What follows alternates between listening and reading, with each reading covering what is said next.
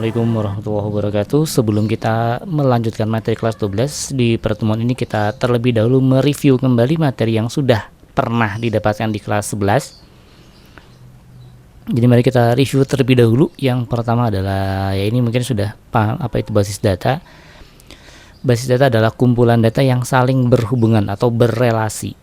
Relasi ini nanti dihubungkan dengan atau ditunjukkan oleh sebuah key atau sebuah kunci dari setiap file atau tabel ya. Kalau di database nanti dia file ini adalah tabel. Ini simpelnya seperti ini. Database adalah kumpulan data sehingga dia disebut sebagai basis data. Jadi database di dalamnya pasti ada banyak data. Data ini nanti direpresentasikan dalam sebuah tabel database yang mungkin sudah pernah kalian coba di kelas 11. Tujuannya apa? Ada banyak tujuan. Yang pertama dia untuk meningkatkan kecepatan akses data, lalu untuk akurasi data supaya datanya itu lebih akurat, lalu untuk mengefektifkan ruang penyimpanan, lalu untuk dia agar bisa digunakan secara bersama-sama. Selain itu, dia juga ditujukan atau tujuan ada database adalah untuk menghilangkan data yang berulang atau data yang duplikat, lalu juga data yang tidak konsisten. Ini terjadi ketika kita mendata tanpa database, tanpa sistem database, maka kita akan punya data yang duplikat dan kita punya akan data yang tidak konsisten. Bahkan sebetulnya ketika kita merancang sebuah database yang salah, maka kita akan juga mendapatkan hasil yang duplikat, sehingga nanti dibutuhkan apa yang harusnya sudah kalian pelajari, ada apa yang kita sebut sebagai normalisasi database untuk menghindari data yang salah, untuk menghindari database yang kemudian tidak sesuai dan menyebabkan adanya duplikasi data, adanya ketidakkonsistenan data. Maka nanti akan kalian lakukan yang namanya normalisasi database. Ada bentuk normal pertama, normal kedua, normal ketiga.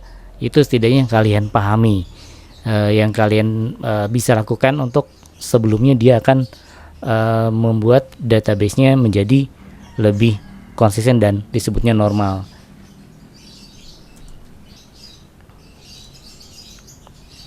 Yang terjadi pada data tradisional itu tadi sudah kita bahas, ada duplikasi data atau redundansi data, dan nanti juga ada ya seperti tadi ya. Nah ini contohnya. Maksudnya duplikasi seperti apa? Duplikasi adalah nanti ada data yang double. Datanya data yang sama untuk objek yang sama, tetapi dia disimpan sebanyak 2 kali.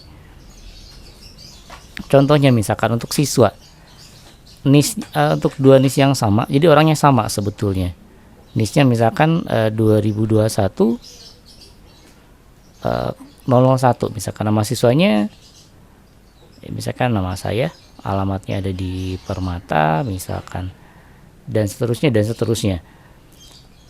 Nah, karena kesalahan data tradisional atau pengolahan data yang tidak tepat, maka Erik ini di input 2 kali misalkan, atau NIS yang sama ini ditulis 2 kali.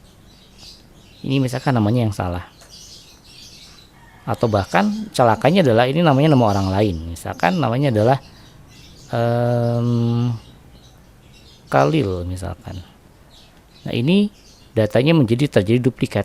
NIS-nya sama, tapi orangnya berbeda, atau bahkan datanya data yang sama tapi salah penulisan dan lain-lain, sehingga terjadi tadi namanya adalah duplikasi data.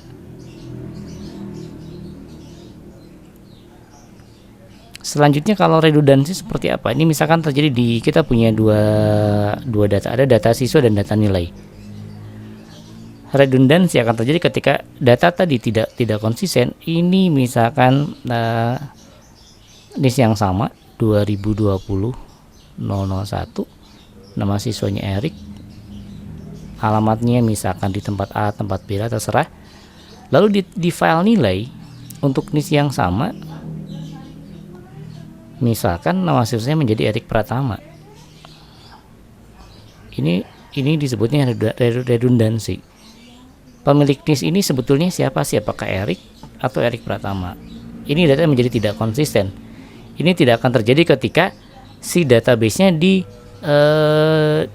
diatur dengan baik, sehingga ya ketika NIS-nya 2020 01 pasti Erik Pratama misalkan, atau sebaliknya. Ini yang terjadi ketika kita mengolah data dengan tidak benar, ada duplikasi dan ada redundansi. Dan tentunya nanti kita tidak akan bisa hubungkan data kalau datanya menjadi tidak redundan. Maksudnya karena tadi data redundan, jadi kita tidak bisa hubungkan datanya dan kita tidak akan bisa memproses atau mengolah data menjadi data yang benar dan yang kita harapkan. Oke, langsung saja kita munculkan semua. Baik, ini yang bisa kita lakukan di database. Kita bisa membuat database atau create, kita bisa menghapus database atau drop database, kita bisa membuat file baru, kita sebut tabel ya di database dengan perintah create table. Kita juga bisa menghapus tabel, kita juga bisa menambahkan data di sebuah tabel, kita juga bisa melakukan pengambilan data, istilahnya adalah retrieve, atau kita bisa juga sebut sebagai pencarian atau search, dan kita juga bisa melakukan penghapusan. Ini yang sudah kalian pelajari di kelas 11 seharusnya ya. Ini harusnya sudah dipelajari di kelas 11. Istilah ini kita kenal dengan istilah CRUD. CRUD ini adalah kepanjangan dari create, retrieve, update, dan delete. Create itu berarti membuat. Ya, perintahnya adalah bisa insert, juga bisa create ya, karena dia membuat sebuah objek baru. Kemudian ada retrieve, ini perintahnya nanti adalah perintah select. Kemudian ada update, perintahnya sama update. Ini berarti dia mengupdate atau mengubah data. Kemudian ada perintah delete atau menghapus data. Ini perintahnya atau query juga delete. Ini kita sebut sebagai CRUD. Jadi kadang kalau kita belajar web atau misalkan belajar aplikasi desktop, kalian akan diminta buat sebuah aplikasi minimal ada CRUD-nya. Berarti harus ada, dia bisa menambahkan data ke dalam tabel, dia bisa mengambil data, dia bisa mengedit data, dan dia bisa menghapus data. Itu kalau kita diminta membuat sebuah aplikasi CRUD. Selanjutnya adalah entitas dan atribut. Ini awal dibahas di kelas 11 seharusnya. Di database kita mengenal ada istilah entitas dan atribut. Entitas itu adalah apa sih entitas? Entitas adalah objek yang diwakili dalam data. Jadi apapun yang bisa didata, yang ada di dunia nyata, yaitu kita sebut sebagai entitas. Nah, objek itu atau entitas ini nanti dia punya sesuatu yang bisa menjelaskan. Misalkan datanya lah data siswa atau data guru, itu entitasnya karena dia objeknya.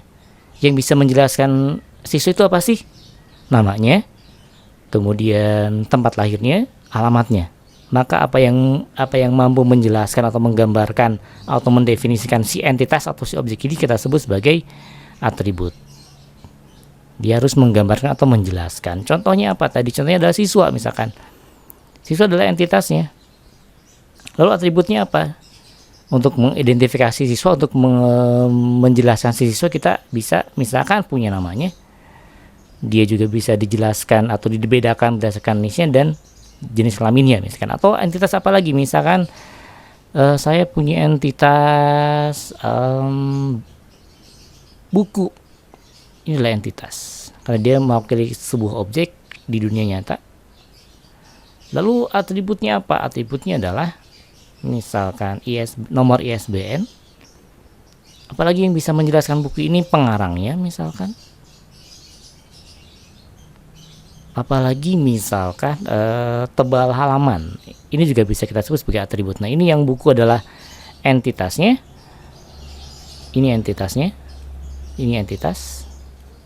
Kemudian yang menjelaskan si objek atau entitas ini kita kenal sebagai atribut. Maka si ketebalan buku adalah atributnya, ISBN adalah atributnya, dan pengarang adalah atribut dari si buku.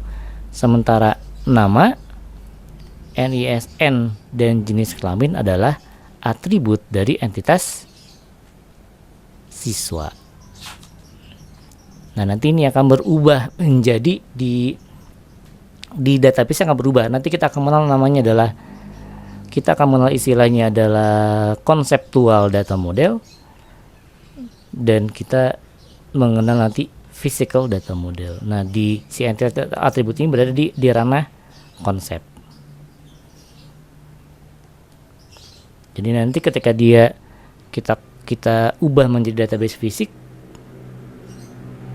ini review ya, sebetulnya sudah di ini materi di kelas 11. Nah, maka si entitas ini kalau di konseptual dia kita sebut sebagai entitas, nanti di fisik ya kita sebut ini sebagai tabel. Makanya ada tabel siswa, tabel buku, kemudian si atribut di konseptual data model ini berubah menjadi si field, atau si kalau di tabel namanya adalah kolomnya.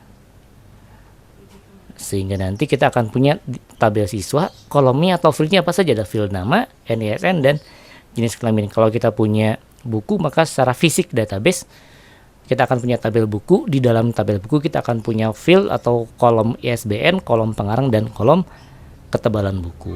Itu tadi ya, pengubahan dari entitas dan atribut. Jadi secara entitas dan atribut itu adalah secara konseptual. Secara fisiknya dia berubah menjadi tabel dan menjadi kolom.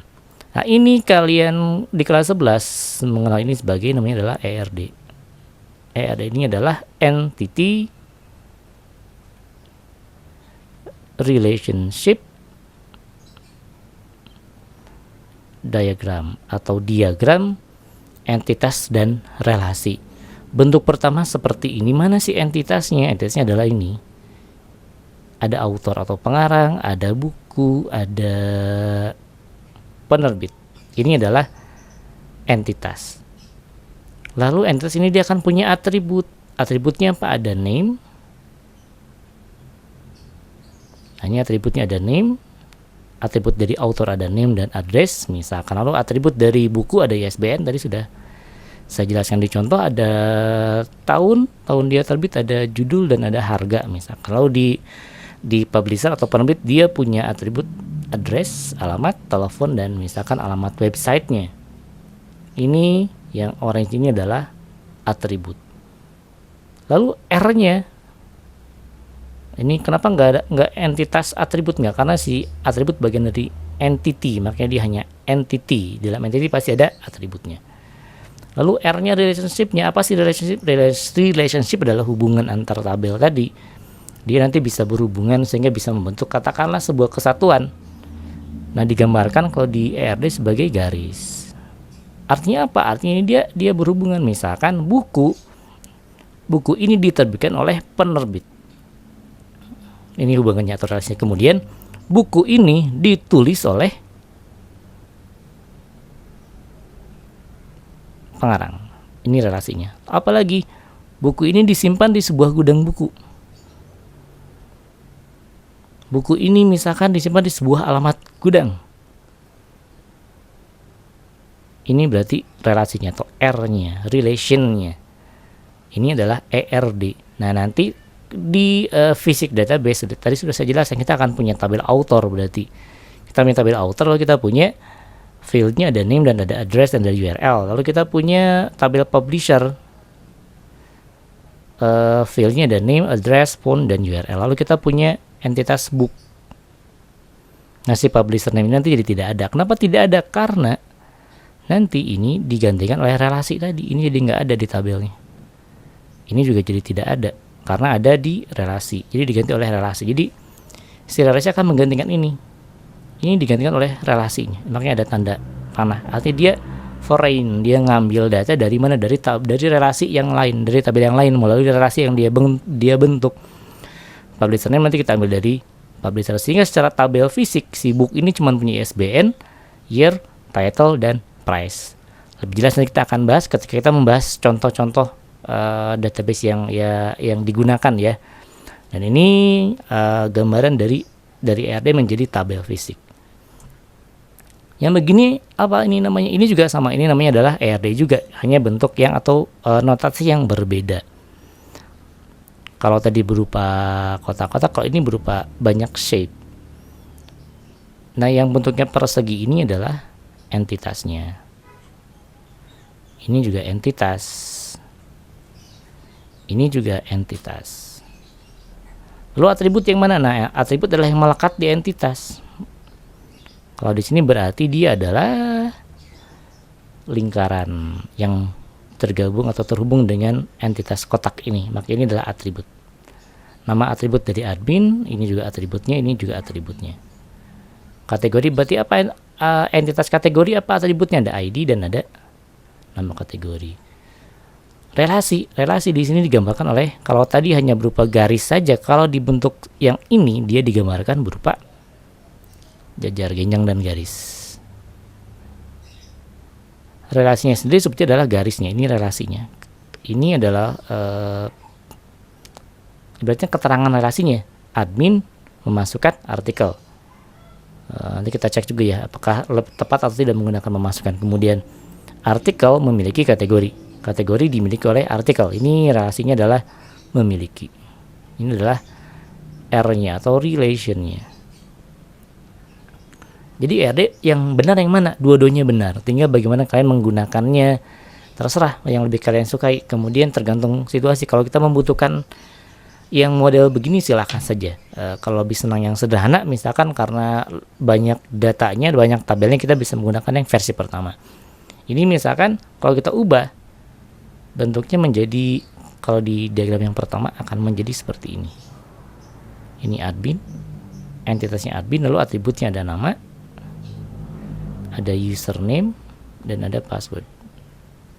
Nanti dia menyesuaikan nama pasti primary, kemudian username ini ini tuh berarti wajib atau harus ada ya, mandatory, ini juga mandatory. Nanti ini misalkan primary key, biasanya ada penjelasan primary key. Ini akan menjadi seperti ini. Relasinya apa? Tinggal ada garis. Dia berrelasi dengan misalkan artikel. Ini artikel. Atributnya ada apa saja? 1, 2, 3, 4. Nah, ini bentuknya menjadi seperti ini kalau kita ubah ke format yang sebelum ini.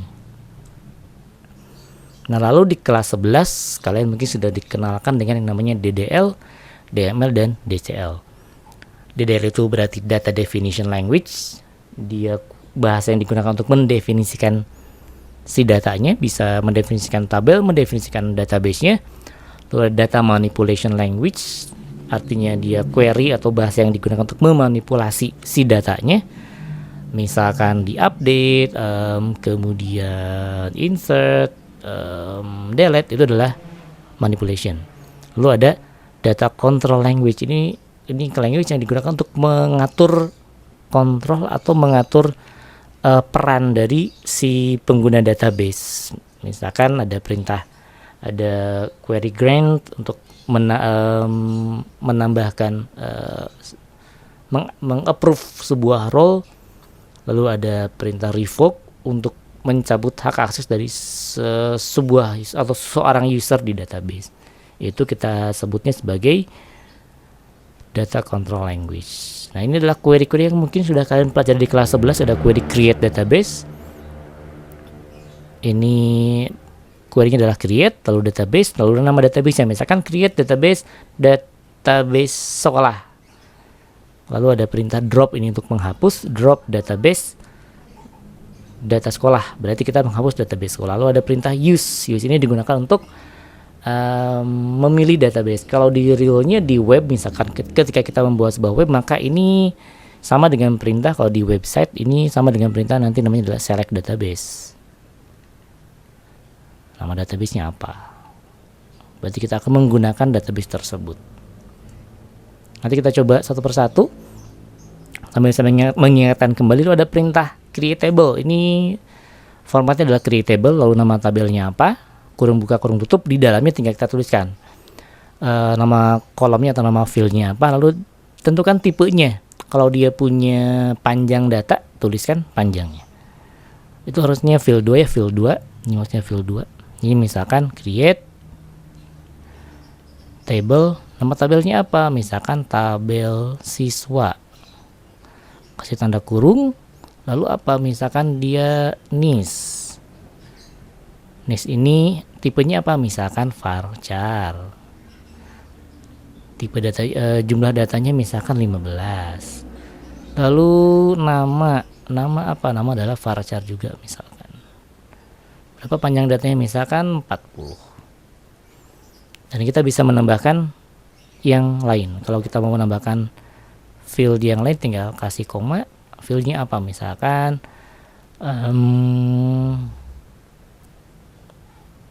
alamat boleh, dan seterusnya.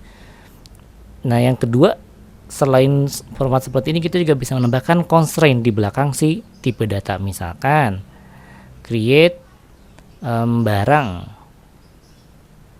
barang ini dia akan punya yang pertama adalah misalkan kode barang, ini misalkan kode barcode-nya, tipenya karena dia bilangan misalkan saya tuliskan integer, cukup integer saja.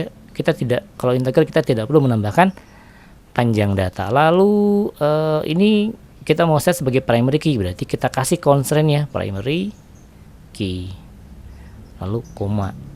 Field kedua apa? Misalkan nama barang, berarti nama tipe datanya misalkan varchar, kemudian panjang datanya misalkan 30. Ini kita tambahkan constraint apa? Misalkan dia nggak boleh kosong, berarti constraint-nya adalah not null. Apalagi misalkan kita akan ambil kategori ID. Kategori ini ID ini misalkan integer. Dia karena dia ngambil dari misalkan tabel kategori, berarti dia adalah foreign key. Seperti itu. Jadi bisa tanpa constraint, bisa dengan constraint. Ini bisa digabung, artinya bisa saja ini bisa saja misalkan ada lagi nih, misalkan harga sebelum kurung ya, harga integer. Sudah. Tidak harus ada constraint-nya pun tidak masalah. Jadi boleh. Bukan berarti semua harus ada constraint-nya, tidak. Tapi bisa saja ketika kita butuh constraint, kita tambahkan constraint di belakang si panjang data. Itu maksudnya dari penjelasan ini. Kemudian ada lagi query di tabel, kita punya drop table. Ini untuk menghapus. Tinggal drop table nama tabelnya. Misalkan mau hapus tabel barang, berarti drop table barang. Jadi nama tabelnya. Lalu ada alter. Alter ini untuk mengubah. Misalkan ada alter table, add field. Maksudnya kita mau menambahkan kolom yang baru. Kita bisa gunakan perintahnya alter table, tabel siswa misalkan. Kemudian kita mau menambahkan alamat, add alamat varchar. Kalau mau menghapus alter table, tabel siswa, drop NISN misalkan. Kalau kita mau mengubah yang sudah ada, misalkan alter table, tabel siswa, modify nomor telepon, kita ubah misalkan awalnya integer menjadi varchar. Jadi ini terpisah ya. Ini bukan berurutan, tapi kita bisa gunakan alter table, nama tabelnya apa, tabel siswa misalkan, add bla bla bla. Lalu kalau mau drop kolom berarti alter table, tabelnya tabel barang misalkan, tabel barang, kemudian baru bawahnya drop. Jadi ini terpisah, di atasnya harus ada alter table-nya. Lalu query untuk memanggil atau mencari data, kalau tadi kita bicara retrieve data, adalah select. Rumusnya kita sebut saja rumus select, kemudian fieldnya mau apa saja. Kalau all kita tuliskan tanda bintang. Lalu dari tabel apa, dan kita bisa menambahkan keyword tertentu atau kriteria pencarian lah. Kalau kita mau select semua berarti select all, misalkan tabel apa, tabel siswa misalkan, tabel siswa. Berarti ini semua data. Atau kita bisa mencari sebagian, atau kita menggunakan kriteria, berarti select all from tabel siswa. Kalau mau kondisi tertentu misalkan where alamat, saya mau mencari alamatnya yang di Bandung, misalnya alamat sama dengan alamat like misalkan Bandung, maka semua yang beralamat di Bandung akan kita munculkan. Lalu kita juga bisa memilih fieldnya, tidak harus all. Misalkan saya cuma mau ambil select hanya NISN, nama dan kelas misalkan from tabel siswa. Berarti semua data kalau mau kita filter, tambahkan where, misalkan saya mau cuma cari yang kelasnya adalah misalkan RPLA. Jadi bisa dengan where dan bisa tanpa where. Query berikutnya yang kalian pelajari di kelas 11 adalah query update. Ini query-nya adalah update, nama tabelnya apa, lalu set, lalu nama kolomnya dan value-nya. Lalu kita juga bisa menambahkan where-nya atau kriterianya. Lalu berikutnya delete. Ini delete, lalu from, ini nama tabelnya apa. Dan ya kalau di delete kita harus menambahkan where. Kenapa? Kalau kita tidak menggunakan where pasti semua data akan terhapus. Jadi ini pasti ada where-nya. Misalkan where id atau where NISN sama dengan bla bla bla. Untuk update misalkan saya mau mengubah alamat, berarti update tabelnya tadi tabel siswa. Kemudian saya mau mengubah semua yang awalnya adalah KBB, set alamat sama dengan Bandung Barat.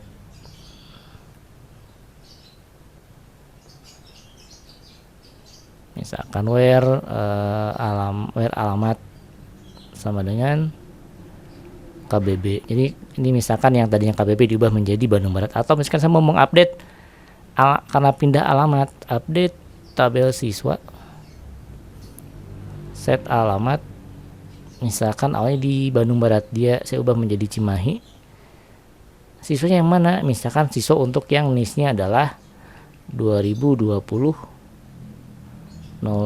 Berarti saya akan mengubah siswa yang NIS-nya sekian. Saya akan mengubah alamatnya saja menjadi Cimahi. Lalu kalau yang delete juga sama. Berarti delete misalkan saya mau mengubah siswanya yang mengundurkan diri, berarti delete from tabel siswa where NISN sama dengan misalkan 20 001. Kalau nggak pakai where, kalau kita nggak pakai where, kalau cuman sampai sini saja,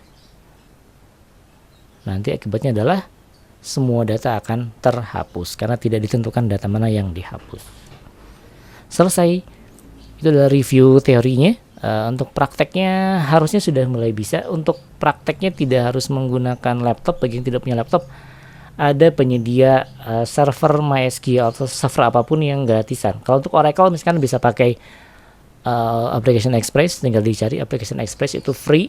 Kalian bisa utak-atik query-nya, atau ada juga yang lainnya pokoknya tinggal cari saja, misalkan free MySQL server dan lain-lain lah. Jadi tidak ada alasan tidak bisa menggunakan laptop. Sementara kita tidak tatap muka, bisa menggunakan fasilitas yang ada. Silakan gunakan handphone, cari layanan cloud yang bisa menyediakan database. Atau kalau saya biasa belajar terkait web, database dan lainnya itu di sebuah website namanya adalah W3 School. Jadi tinggal cari saja. Nah, cari namanya W3 Schools. Jangan lupa paschool atau schools.com. Ini ada, dan kita bisa juga mencoba query di sini. Jadi tidak harus punya laptop. Di browser, di handphone kita bisa menggunakan fitur yang ada di website ini untuk kemudian mencoba-coba query database. Ini review kita hari ini. Saya nanti akan lampirkan juga pertanyaan tentang apa yang sudah kalian kuasai di kelas 11. Pertemuan selanjutnya kita akan mereview secara praktek ya, bagaimana cara membuat tabel dan lain-lain. Jadi mohon dipersiapkan. Untuk sekarang silakan cari terlebih dahulu situs-situs yang bisa menggunakan database online. Terima kasih, kita bertemu di video selanjutnya. Assalamualaikum warahmatullahi wabarakatuh.